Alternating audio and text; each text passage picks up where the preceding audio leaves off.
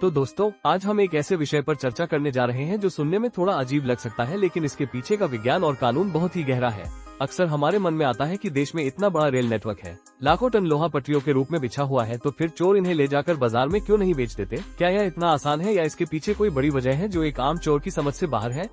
तो चलिए आज हम इसे विस्तार से समझते हैं और एक एक चीज को बारीकी से देखते हैं। दोस्तों, सोचिए कि सुनसान जंगल और वीरान रास्तों से गुजरने वाली रेलवे की ये लोहे की पटरियां कैसे सुरक्षित रहती हैं?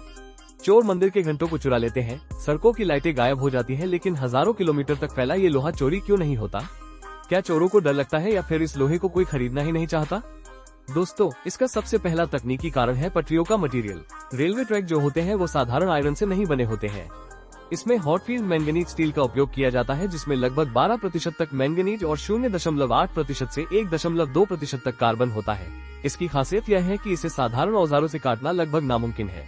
अगर कोई चोर इसे आरी से काटने की कोशिश भी करेगा तो उसकी आरी घिस जाएगी, लेकिन पटरी नहीं कटेगी। तो आप सोच सकते हैं कि ये रेलवे ट्रैक कितने मजबूत होते हैं। दोस्तों, दूसरी चीज की मान लीजिए किसी भी तरह से पटरी का टुकड़ा काट लिया गया, तो अब सवाल यह आता है कि उसे काट कर ले जाएगा जहां उसे गलाएगा कैसे? क्योंकि गलाने के बाद ही उस रेल की पटरी से कोई दूसरी चीज बनाई जा सकती है, तो उसे गलाकर एक नया रूप देना बहुत ही मुश्किल होगा, क्योंकि इसे पिघलाने के लिए उच्च तापमान लगभग 1500 डिग्री सेल्सियस वाली भट्टी की जरूरत पड़ेगी, जो सिर्फ फैक्ट्रियों के पास होती है।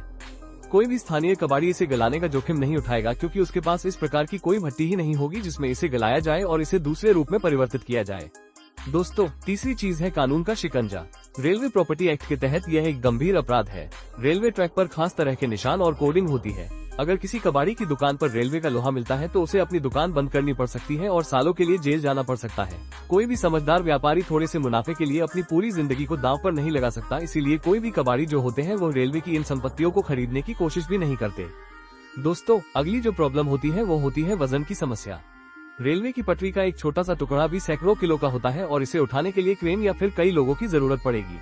सुनसान जगह पर इतना भारी सामान को ट्रक से लाद कर ले जाना फिर उसे बेचना चोरों के लिए फायदे का सौदा नहीं होगा, यह उनके लिए एक सिरदर्द का काम होगा। तो साथियों, तकनीकी बनावट, सख्त कानून और बेचने की कठिनाई, यही वह कारण है जो हमारी भारतीय रेलवे की पटरियों को सुरक्षित रखते हैं।